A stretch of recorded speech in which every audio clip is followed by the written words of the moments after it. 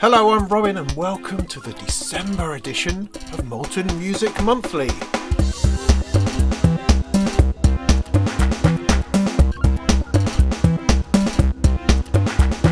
This end of year roundup and December's examination of what is cool and groovy in the fantastic world of music technology, synthesizers and modular is sponsored by FBB, your retro futuristic band that's back after 40 years hiatus to bring you the best in 80s synth pop reinvented and revitalized for today's generations. Now, if you'd like to sponsor a Molten Music Monthly or anything else for that matter, just get in touch. Anyway, it's a December edition, which is a tricky one to fit in. I think last year I managed to poke it just into the new year, but I thought, hey, it's the 27th of December today. It's that dead time between the merriness of Christmas and the, oh, what on earth did I do with myself, New Year. So I thought I'd see if I could squeeze this out before the second half of my family descends on us tomorrow. And so in this edition, I will, first of all, throw in a bunch of December's interesting, new and exciting things that have popped up on my radar, and then I will give you the best of 2024. Now, this is not done in a what I thought was best in the year overall. I'm going to take the best from each of the Molten Music Monthlies of the year. So month by month, I'll pull out and highlight the thing that I thought was best from that month. Just for fun, really, and to see how I still feel about those things now at the close of the year. But before all of that, here's a few roundup numbers for you. So in 2024, the Molten Music Technology YouTube channel managed to pull in 820,000 views. That totaled over 100,000 viewing hours, which is quite incredible, and we gathered to us an extra 4,000 subscribers. In total, I managed to put together 79 videos, of which 13 were reviews, 22 were jams and music making, and another 12 were DIY videos. In the same amount of time, I wrote 33 reviews and articles for Sound on Sound, and 23 articles for Perfect Circuit. So that, in essence, was my year. And that's not to mention the countless live streams, shorts, personal appearances, supermarket openings, and general shenanigans that went on. Of the year, I'm sure you'll be fascinated to know that my top 5 videos were: number 1, best synths. Who would believe it? Number 2, best budget synths. People are more interested in synths than they are in budget synths. Number 3 was my quick start to the Behringer RD8 drum machine. So obviously people are still having a lot of struggles with getting any sound out of that thing. Number 4 was my best helmet speakers video, which I think there's an untapped market in there somewhere. And number 5 was my review of the SSL Big 6 mixer. So there's no modular in that, no DIY in that, nobody's really interested. So the majority of videos that I make, actually nobody really wants. But hey, I enjoy it. A small band of us enjoys it, I feel. And so, heck, I'll keep on doing it. So before I get to the best of each month, here is December's roundup in a slightly more compact and shortened version. Kicking us off is the RYK Modular Envy machine. Interesting name, I haven't gotten to the bottom of that yet, but it's a beautiful module, as all RYK Modular modules are. What is it? It's a 4-channel modulator, a super uber multi-modular modulator. It can be 4 LFOs, 4 envelopes, either ADSR or AD. It can also be a source of randomness, or you can record in your own bit of modulation. So for me, it's the perfect modulator. I have various things which kind of do all of these things in different places and different respects, but this, of course, brings those ideas together into one gorgeous, neat, and engagingly lovely module. I've got one here which I haven't had time to play with yet, but I will do, undoubtedly, as soon as possible. But I can already see just how lovely that is with those lovely LEDs going about the place. Oh, I did a thing and did a thing. It's probably going to need some kind of 1, 2, 3, go. Oh, right. And oh, yeah, fantastic. Perfect, lovely. So it does what you imagine it does. You've got 4 channels and you've got these lovely lights that go up and down showing you exactly what the modulation is doing, whether it's enveloping, whether it's LFOing, and you're going to have a little bit of sort of menu and multi-function shenanigans going on because there's only essentially 4 knobs for 4 channels, and you're probably going to have more than one parameter on each of those things. I love the idea that I can record a little bit of modulation because I'm doing that increasingly a lot, particularly with things like the T-Series quad strip from Sound Machines I've got here just out of shot, which is another gorgeous way of recording modulation. Similarly, in the Echo Cinematic from Modular, you can record modulation. In the Bastel's Neo Trinity, you can record. It's a thing. It's definitely a thing which has really become a bit of a highlight, I think, of this year. So it's great to see that in a modulator overall, and I'm going to have a lot of fun working my way into that, and I will most certainly be doing a review of it early in the new year. This is Audiocube. This is weird and strange. It's a DAW based in a kind of a 3D environment. It places you in the center of this world, of this space, and then you start to place sounds and sources, whether that's MIDI or audio or a sample or an effect.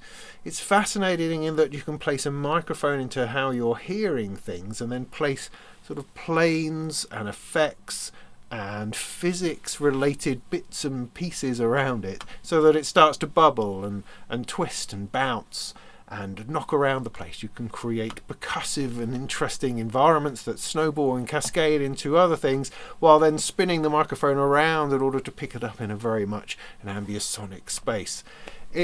It's too weird for me to really find the time to dig into, but totally fascinating. I sort of sat there for an afternoon going, ooh, and then moving that, and ooh, and then moving that, and then trying that over there, and just about coping with the way that the interface works and how you gain control over things. It's a fascinating idea. I don't know how practical it is. I mean, are you going to be able to just plug your band in and start recording and then placing it around the place in different things, or is it more of a place where you would immerse yourself to experiment with the way that sound travels and moves within a physics-laden environment? But you should go and try it out, is all I can say.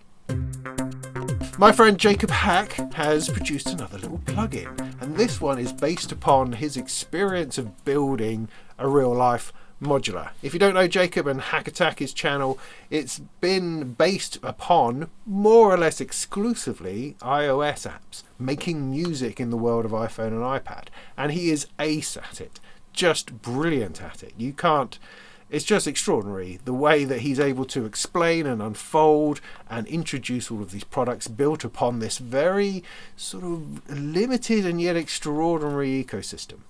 He's released a couple of plugins over the years, but this one, as I say, is inspired by his venturing out of iOS and into the real world of modular. He's been building a little modular system. He's got one of my Molten motion meters in there, and he's built other little bits DIY, and it's sort of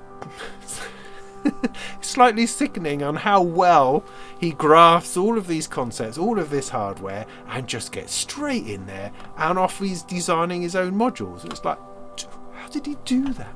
It took me years it did to get anything close to sort of coming up with that kind of stuff. But no, he's straight in there. He knows what he's doing. Anyway, he's got together with Bram, and they've come up with an iOS app which kind of reflects his modular journey. This is called the Solderbox. Now, I don't think there's any soldering involved. It is pre-made. It's a semi-modular synthesizer, so it will start making sounds straight away, but it also provides a lot of modular function and a lot of patching so that you can explore and experiment and start to develop your own sounds and your own interesting stuff. It's a great little app. Could probably do a little bit more colour, but other than that, it's a great little app. Great sounds coming out of it, a great opportunity to do a bit of patching very simply on an iPad, and off you go, and you're making interesting sounds. Nice one. From the people who brought you Plinky, Plinky is a overwhelmingly visually complex a grid of hieroglyphs and strange symbols and icons that will baffle most people, I should think. Or, if you're very visually minded, it's a complete way in to an extraordinary exploration of sound and modular function. I'm on the fence about it. I have one to build, and I really would like to do so that I could properly understand what on earth's going on. Because from a distance and on a surface level, it's like, what is that about? Why would we want it?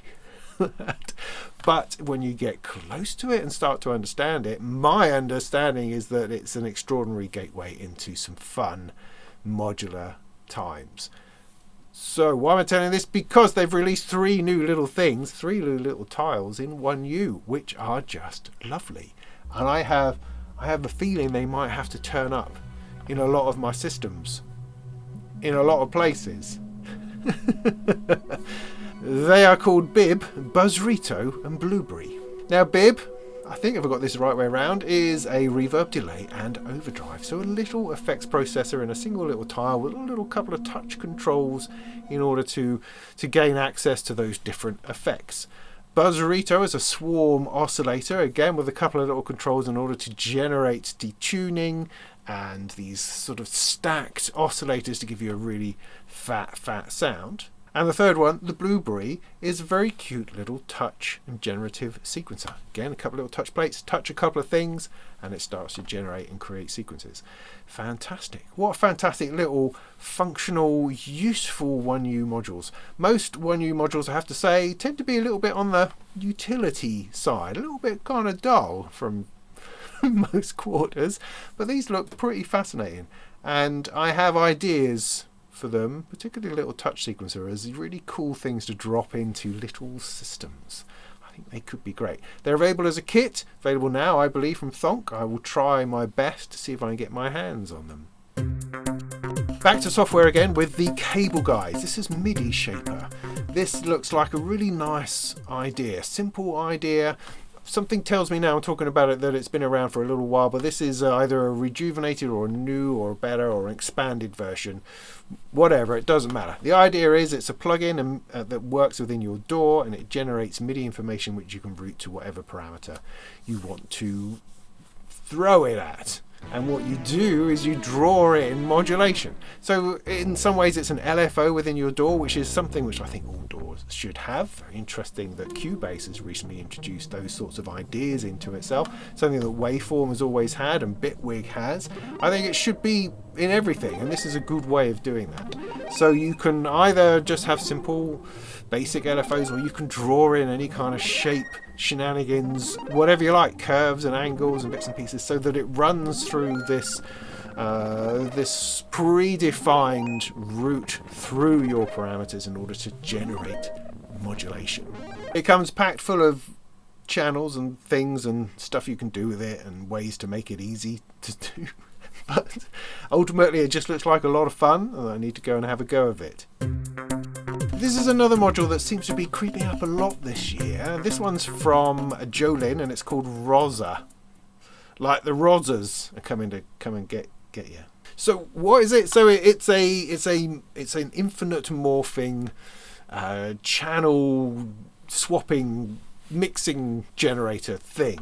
Put one thing in, and you've got the ability to move it between 4 outputs. Put 4 things in, you've got the ability to morph that to a single output. So it's a bit like the DivKid Trace, a bit like another module, the Plexus I think it is, that was recently sent to me.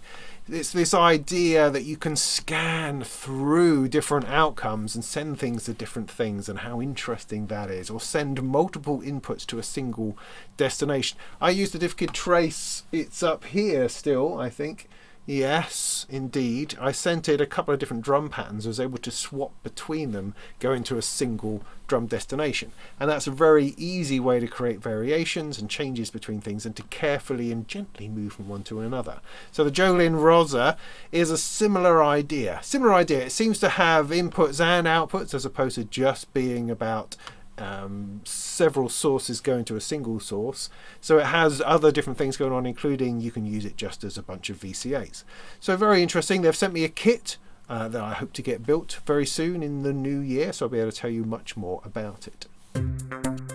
So one of the greatest modules from Befaco is their Oneiroi, or the Oneiroi, as I like to call it. It's this strange ambient drone looping noise machine. It's a big fat module. I have it as a kit, which again is something I hope to build soon. Currently I have a lot of kits sitting over there that I just need to get to whenever I can find the time, and I will, I promise. But anyway, so the Oneiroi, whatever the heck it's called, and they've now released it as a premium VCV rack plugin. So you can get the module within VCV rack. Now, premium means that it costs a few dollars. I can't exactly exactly how many. Not too many, I shouldn't think. But within that virtual Eurorack environment, you can then use the entire thing. Apparently it pairs really well with Molten bypass modules. So you can, turn modulation on and off to it, or turn effects on and off that are routing to it, which I think can be very, very effective. But it's there, you can go and try it out, and you can buy it for very little, so you can have your own ambient, droning, looping, strange, oscillating noise, glitching adventures on your computer. Before then, thinking about, I'm really going to have to buy the real thing. I will get to building the real. It's on my list. As I say, I've got a lot to build. It's on my list. I'll get to that too. Back in the world of weird software bits and pieces, Futurephonic, the Rhythmizer. What was this? My first impressions of it are essentially that it's an uber ARP, a super ARP. So an arpeggiator which then takes that idea, you've given it a chord, fed it something, and it's just spewing out more and more generative bits and pieces. You can mess with gate lengths, with velocity, with how glitchy it is, how many notes appear, how much it extends, where it goes off to and fiddles around over here before coming back down to something else. It generates, it creates around what you're doing, and it records all of that within itself, which you can then drag into your DAW or stream it into your DAW as you go. Looks like a lot of fun, a lot of stuff going on, both rhythm and melodically. That's the Futurephonic Rhythmizer. Go and check that out. One last thing of note that came out just now, which I believe is also on its way to me, which is very exciting. Very exciting. And that's the new module from Stochastic Instruments. Now, I've seen this. They've been showing this. I saw it at Brystronica a whole year ago, I think. And I sort of stroked my chin while Finn was telling me about it, going, I have no idea what all these words mean that you are saying, but it sounds quite exciting. And all of this was being talked about, this very, very small, crowded, busy little module. I'm going, mate, it just needs to be a bit bigger. I don't know how we can cope with it. I mean, Stochastic Instruments are of the opinion that the front panel needs to tell you everything. And so on the front panel, you have a lot of icons and text and stuff going on to try to direct you into what it is that the module can do. In one sense, it just makes it look incredibly crowded and busy, but on the other, you don't really ever need to refer back to the manual once you have an idea as to what it's doing. Now, what they did do with this fella is that they've released a really, really good demonstration video, which is always very important. So what is it? Well, it's the Strange-R melodic contour sequencer. Obviously. What does that mean? I don't really know. I'll work it out by the time I get to review it. But it uses a system of things like probability and melodic generation in order to create deviation and directional travel within melodic structures. Something like that. So it's almost like another posh arpeggiator. You give it some ideas and it takes those ideas and starts to run with it. It has an envelope engine built into it, so you can use that to manipulate and change the way that the sounds are being created, which is very similar to what they did with the Stochastic Instrument Generator. So it has elements of that within it, but this one is generating melodies in a very different way, but it's still using deep and interesting and sumptuously visceral kind of maths and algorithms within itself. It seems to have this ability to follow musical terms and musical theory, so that when it changes and transforms, it does so in a way that's sympathetic to the music that's going in, or coming out or something. But it does have a keyboard, which means you can probably press a couple of notes and then it will start to generate sounds around that, which is probably all we want, really. We just want something that sounds nice. This looks like it could do that in a very, very interesting way. So while the explanations are not always as clear as perhaps they could be, like I say, the demo video they got going at the moment was actually really good, and Finn pitched it very, very well, that I was able to follow my way through and appreciate what was coming out and kind of lock in with the words he was speaking along with what we were physically hearing and actually seeing happen. And that's quite important. You wouldn't believe how many videos on Modular I watch where there doesn't seem to be any correlation between what this thing is supposed to do and what you are actually hearing. So it's quite a good thing to be able to show that well, for that to come across. I will endeavour to get to the bottom of it, because I think what they do is extraordinary. And I love the Stochastic Inspiration Generator, the SIG. I think that's a fantastic module.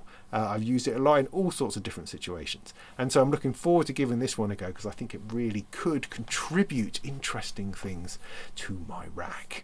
Right, so that's December. There were a few other things that came out, of course, but I can only fit so many in, as I do every month, which brings us to what were the best things of 2024. So as I say, I'm doing this in a monthly thing.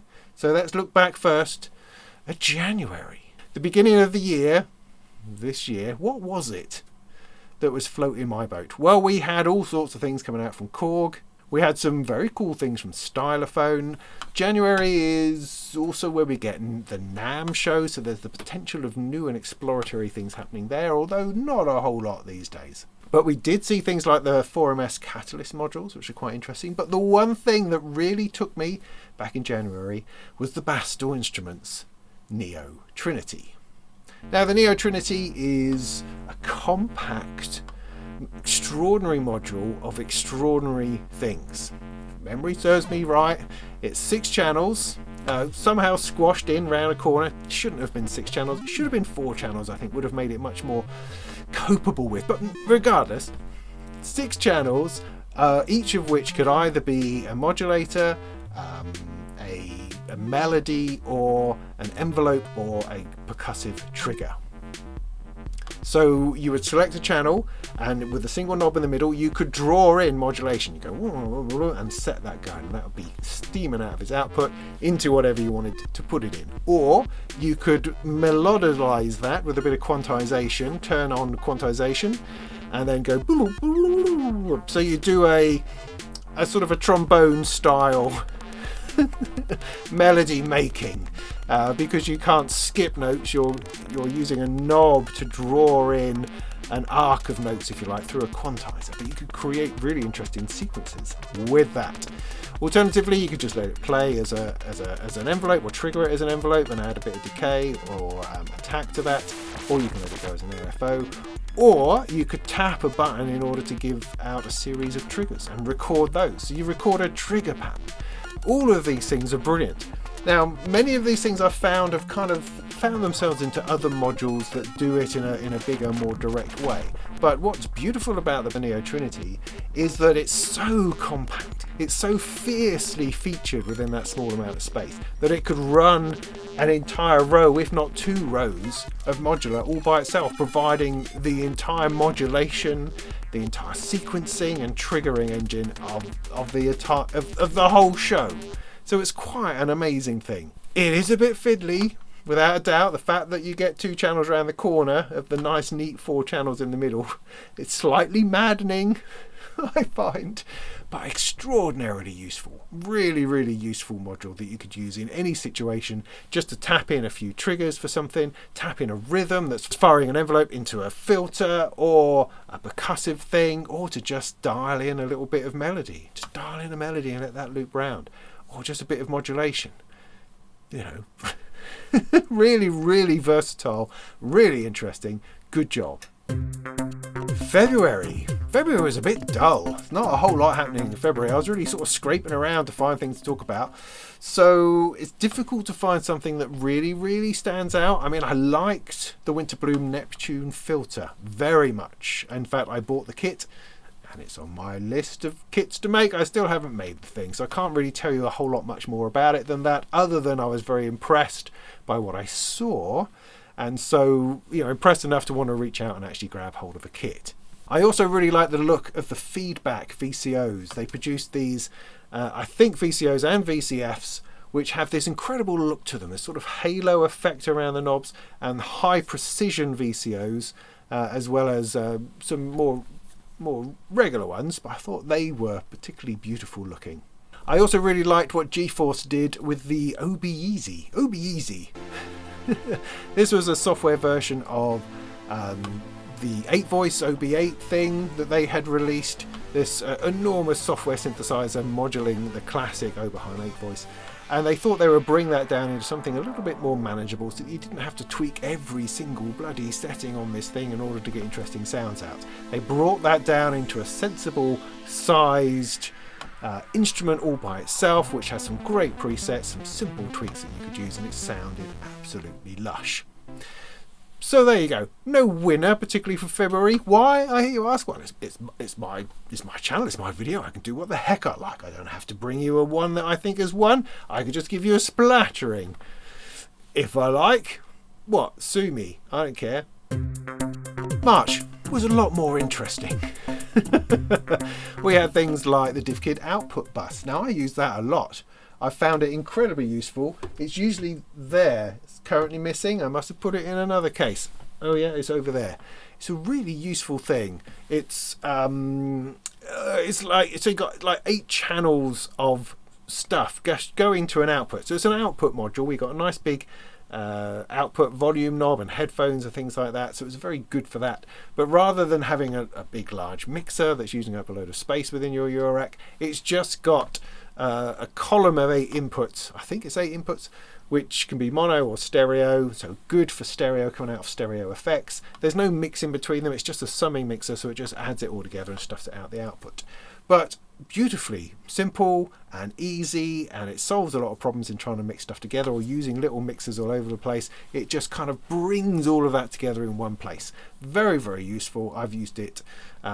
It's in constant use in one or other of my racks of Modular somewhere. There was also the Glasgow Synth Guild Octone, a version on the original Qubit Octone, which is brilliant. I have 2 of them now. They work lovely together, creating either 16-step sequencers or a pair of 8-step sequencers or other steps. For that matter, fantastic. I really like that. But that was neither of those were the winner of my favourite thing of March, because that was the Pittsburgh Modular Tiger keyboard. Now, the Tiger synth was a great little synth, compact, stuffed together, interesting, lots of oscillators, that fabulous sweet spot filter that Pittsburgh do that just goes all the way around at all the resonances, beautifully making things go on. Now, the Tiger keyboard was essentially a larger, more expanded synthesizer version of that, for me at least, filled that mini-Moog space. 3 oscillators, lots of different wave shapes, all sorts of interesting digital things you could do in order to swap between those otherwise analog oscillators. That was then mixed through into this awesome filter, this fantastically sounding sweet spot sweeping filter that went round, which then all cascaded and tumbled into this dynamic section, which was bizarre and interesting, but something you can get your teeth into in order to create either more of a low pass gate feel or more of a VCA feel through to the outputs through a kind of an underwhelming echo. But overall, as an instrument, it was a proper synth. You know, proper keyboard, proper console thing, lots of very large knobs, so you knew what you were doing. Everything was completely patchable, had this big row of patch sockets all the way along the top, so you could completely rewire it in any way that you fancied. I have it over here. It's a fantastic piece of work, a fantastic instrument. It's a synthesizer you can sit down with and just start to craft sounds and to play, because you're interacting with it from a keyboard that also has some interesting digital things, you know, sequencer, arpeggiator and other bits and pieces that allow it to play stuff. You can configure it in a sort of a paraphonic way to play the oscillators separately, or you could just meld them together, modulate one from the other, cross-modulate. everything back into that filter. Just gorgeous. It's a lovely thing. I mean, it's the sort of thing, because I've always wanted to own a Mini Moog, of course, but now I have that. So my desire for a Mini Moog is much, much reduced, because I have something of a similar nature, which allows me to explore the joy and satisfaction of having a small sized, very lovingly powerful and analog dripping synthesizer. April brought us a few things along. It brought us the Behringer MS5, which is one of the nicer looking things that they've done. In my view, I like that format. They'd also did it with the Poly D and with the Mono Poly, I think it is. But this is the MS5, sort of a Roland-esque take on the SH5, I suppose. But it's just a nice size, similar to the Tiger keyboard, I suppose. But I quite like that as a synthesizer format that Behringer does.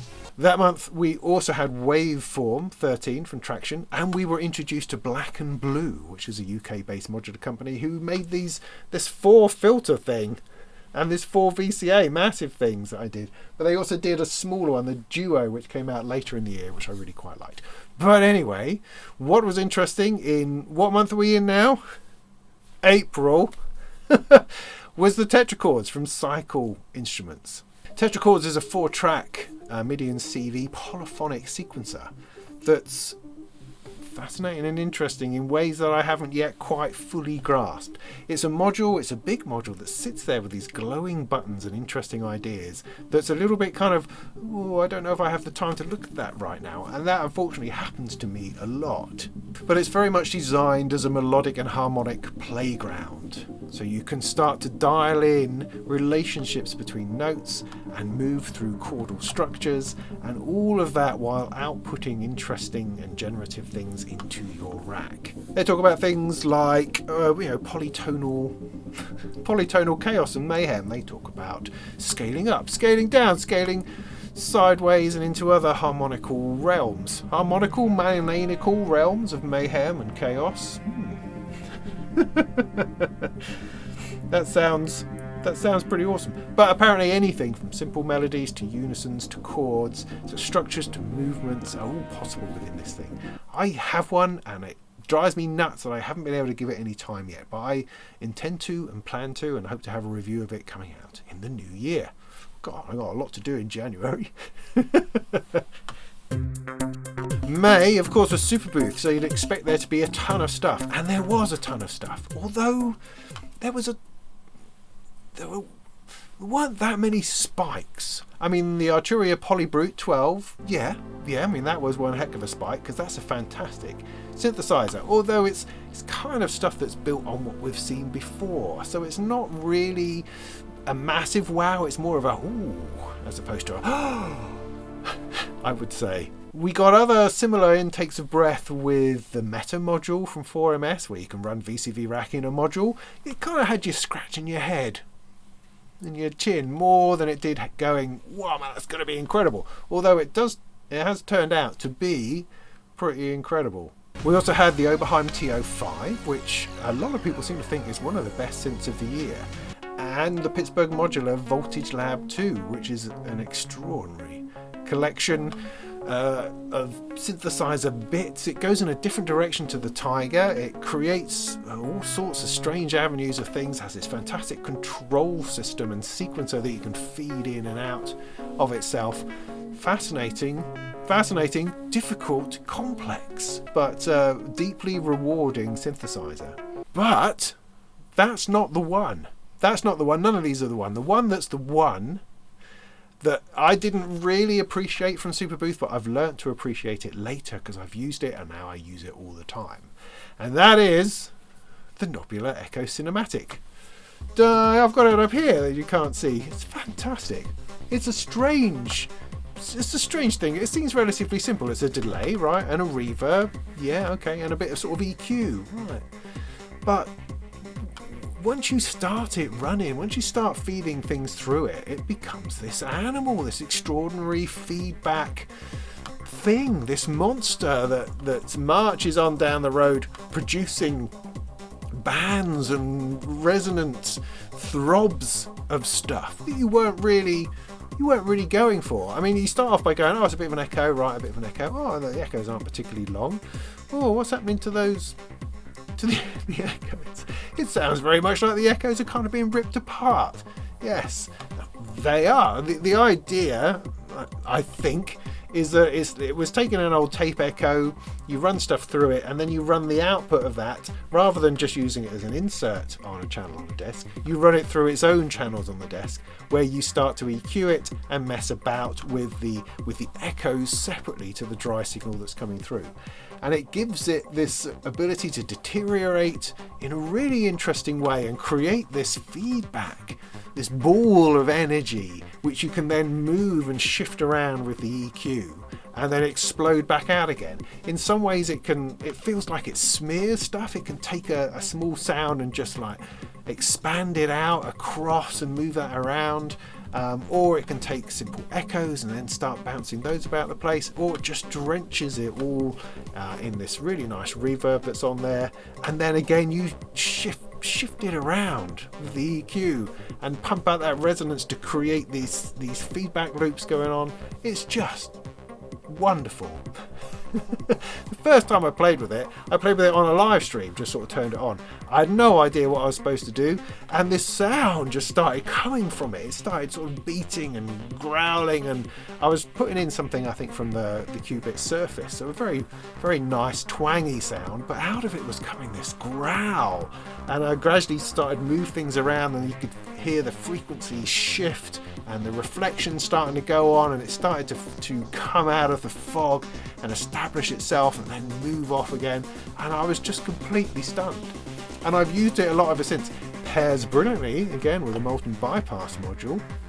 Yes, it does. You can turn that on and off. You can send stuff in and then cut that off and let the tails continue back through, and then send it more stuff.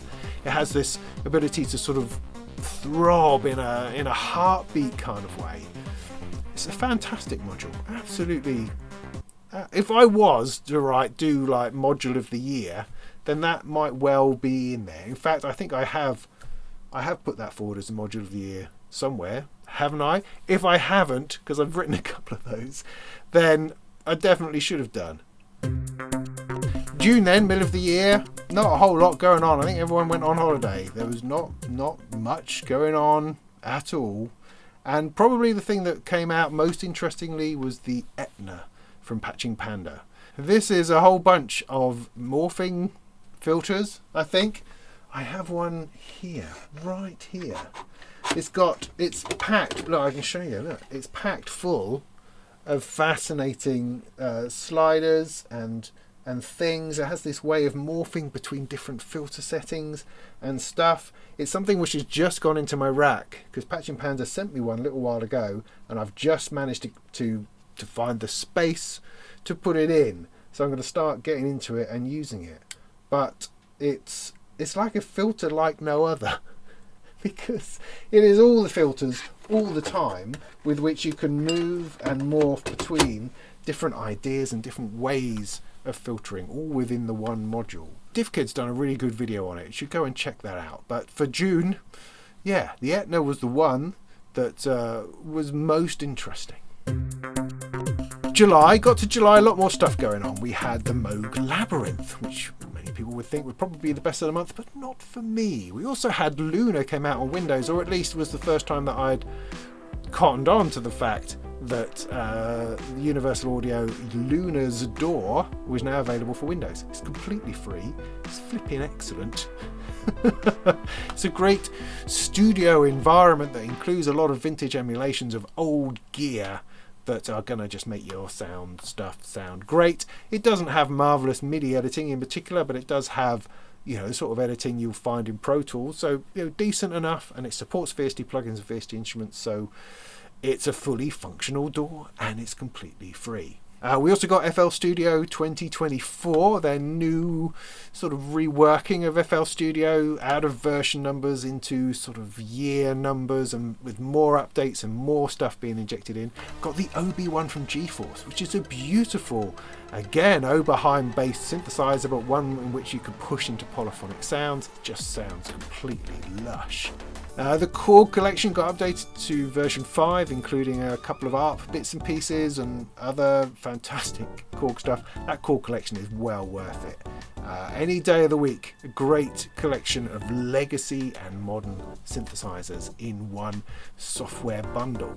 And we also got Simon the Magpie's Round Robin synthesizer, which is one of the most interesting synthesizers I think you could see this year, but it was pipped at the post by one I've already spoken about, which is the Befaco Oneiroi or Oneiroi. I don't know. I'm going to stick with my Oneiroi business. I think that's great. But this was the official release. It was seen at Super Booth, I believe, but it didn't actually get its official release until later in the year. And it's amazing. It's an amazing thing. It's a solid lump of droning, beating oscillators with loopers and filters and bits and pieces built in that turn it around and around on itself to create these drones and these sounds and these movements and this character and all sorts of harmonic, interesting things going on. It is a proper playground of modular within a single large module.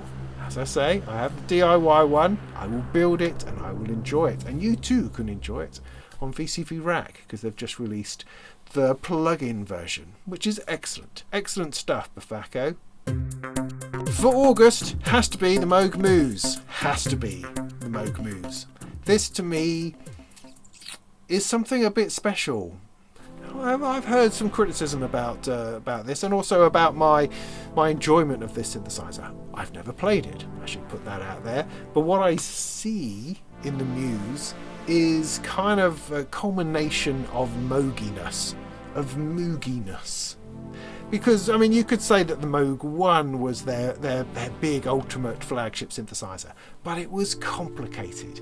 It felt difficult just to sit down at. Now, it's a beautiful thing, don't get me wrong, and lots of people get lots of fun out of it, but it didn't feel accessible. I sat down with one at the Tone and Reactor synthesizer convention thing many years ago, and while you could play with it and explore, you never really felt that it was ever going to be yours, if you know what I mean. Whereas the Moog Muse just feels like it's taken on board ideas of modernity, ideas of new proper ways of up-to-date ways of doing things, the convenience and niceness of bringing stuff into a modern way of working, yet without losing all of that lovely analog style control and vibe. And it's full of vibe, full of this sort of overload of vintage gorgeousness, but in a package that you feel you could play and you could enjoy and you could understand. It hasn't got multiple levels of stuff going on. It's just got knobs and sounds and fantasticness about it. That's my feeling of the Moog Muse. That's what it does, I think, to me. Now, there's nothing new in it particularly. It's not innovative in any way.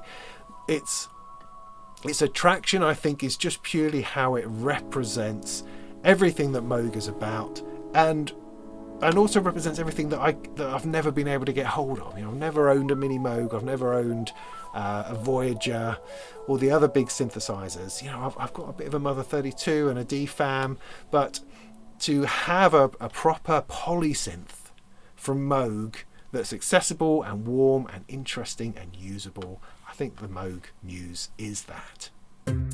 September was a bumper month. We had the Basilisk. You should check out my DIY building of the Basilisk. I did that very recently. What a fantastically fun little synthesizer. We also had the Model 77 from Softube, which is a virtual rendering of the CS80 in the beautiful way that Softube do things. We had the DivKid Div Skip, which is with Making Sound Machines, a fantastic 4-channel trigger generator extraordinaire. And we had the T-series of strippy things from Sound Machines, which are fantastic. I'm going to do a video on the T-Quad strip very soon, I think, because it has inspired me in so many different ways that I really think I need to share that with you. But out of all these fabulous things, of course, the most extraordinary and best thing to come out of September was the Molten Bypass. Oh yes, the Molten Bypass. That unassuming little module that's covered in patch cables that brings so much delight and excitement and engaging energy to any patch. What does it do? It bypasses stuff. Clue's in the name, really. Bypass. It bypasses stuff. So you route it to and from an effect, like a big delay or a reverb or something like that, and then you can stream an audio signal to it and through it and back out again, but you can bypass it at the touch of a button, at the hold of a button, or the latching of a button, or via CV, so you can turn that on and off. Why is that interesting? Well, because effects in Eurorack don't have bypasses. You have to do something funny. You have to run it through a mixer. You have to add a mute switch or something in order to turn it off. Or you've got a CV control the wet and dry mix all the time to try to change that. Or you just have your effects on constantly. That's obviously one option. But with the bypass, it gives you the option not to do that. It gives you the option to route the signal suddenly dry, or to drop it into some sudden distortion and overdrive, or to drop it through a deep black hole of delays and then let that fade away to nothing as you take away the effects loop. It has the ability to let echoes and reverb tails through even though it's bypassed, or cut them dead. It's a great little module. You could also use it for creating loops of modulation, which you can fire into stuff and then stop, and then fire into stuff and stop. You can use it as a tremolo, you can use it as a mute, all sorts of bits and pieces. It is available in VCV Rack if you want to go and try it out just to see what that's like. But in the reality of it, it's a great fun module that allows you to just go about and turn stuff on and off, which is not something we often do with effects in Eurorack. Effects are very easy to lose, particularly in live performance. You know, where the heck is that wet and dry mix? Whereas a lovely lit up button on a bypass is right there. You can reach for it, you can drop stuff in an instant. It's a fantastic way to transform a patch, to rework and to re-engineer something, to reroute effects and to throw in stuff that wasn't there, take out stuff that was. The Molten Bypass. October is synthesizer festival season with Bristronica and Synthfest, and all sorts of things came out of that. Things like the Future Sound Systems Crick, the Korg Multi-Poly, which is a great attempt at some kind of synthesizer, but it's not really for me.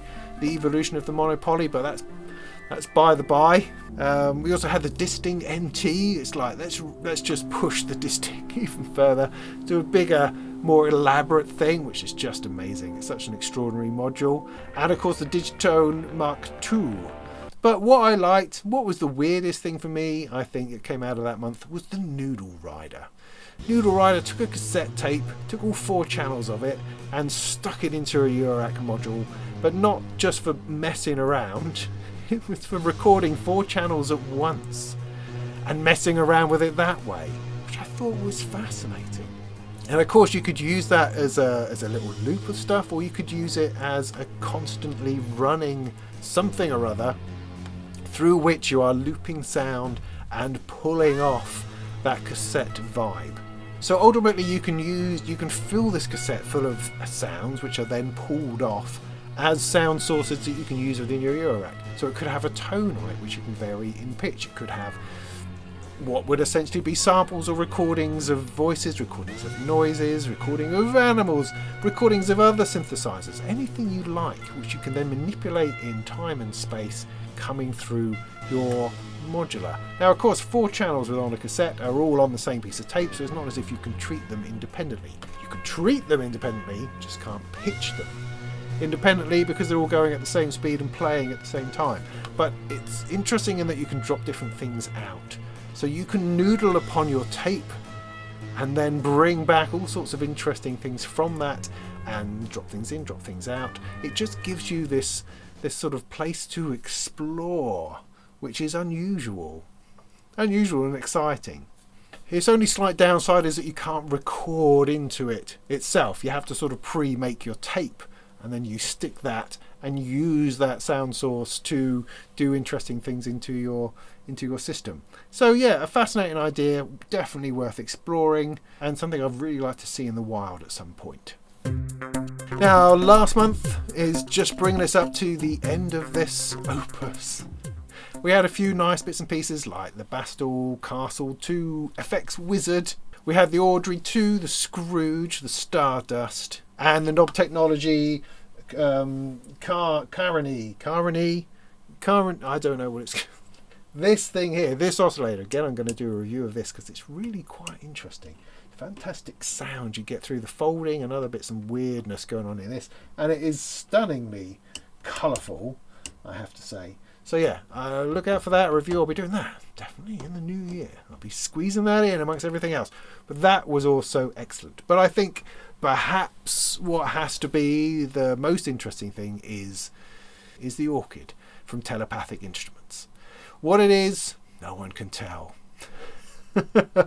It's kind of an auto chord, auto harp, organy kind of synthesizer thingy-bob, whatchamacallit. It's got a bit of a synth thing on, a bit of another thing on, a bit of an ability to loop and do rhythms and other bits and pieces. But it's generally all about the chords. It just generates chords, lots of them. But it's the design of it, the look of it, the feel of it, the way it oozes this sense of vintage, something otherworldliness about it, some future from another retroized place that somehow gives us this idea of an instrument that's going to be fantastic.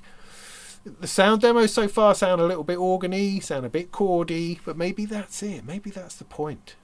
But I really like the way they took us through the video, took us through the process of the sort of things it could create, the sort of generative abilities of it, and the way that it could be inspiring. And I'm very much into the idea that instruments and the technology that we use is inspiring us. It's not just either so new that we don't understand it or so old that we've heard it all before, but somewhere in between where it can be the same old sound that we've had 1,000 times before, but if it does it in a way that inspires us to make music, inspires us to smile and light up when we play it, then that is an instrument doing its job. And the Orchid is absolutely full of that sort of thing. So there you go, that is my year 2024. It was exciting, full of wonderful, wonderful things. Lots of changes going on within Molten music technology as we're still trying to build and find a way to exist in our most splendid possible version of ourselves. And we will continue to do that going into 2025. I've got a whole table full of things to build and to review, which is very exciting. Things going forward, lots of articles to write and stuff to do. We have Synth East just around the corner. There's going to be a fantastic weekend of synthesizer gorgeousness in Norwich at the end of February, 21st to the 23rd. Come along.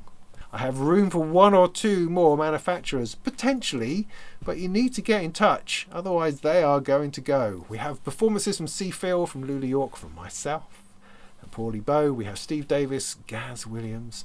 We have Dots, and we have Finley Shakespeare, all wrapped up into the day of awesome synthesizer-ness on the Expo on the Saturday. We have a film about Berlin in the 80s and music making, and we have an interview with John Fox from Adam Buxton on the Friday night. And Sunday we have DIY workshops from both Jack at Beat Boop Electronics, working with tape, and also Thonk, building modules with good old-fashioned soldering. Tickets for all of that are available on the Norwich Arts Centre website, so do go and check that out. Be a fantastic time. I can't wait for it to happen, and I'm really looking forward to a bit of performing, to giving that a fantastic go. Thrilled I am, absolutely thrilled all of that is happening. Otherwise, I'm looking at 2025 as a fantastic opportunity just to build and keep on building on what we're doing here, and hopefully I can make more videos. Hopefully I can introduce more people to more modular concepts, and more than anything, 2025 I want to be getting gear out there to people so that they can also be using it and to experience firsthand the joy of patching, of modular synthesis, and all the awesomeness that can bring. There you go. Hope that was useful. Don't forget to join us on Patreon, all those sorts of places. Support the channel. That would be great. And in the meantime, go and make some tunes.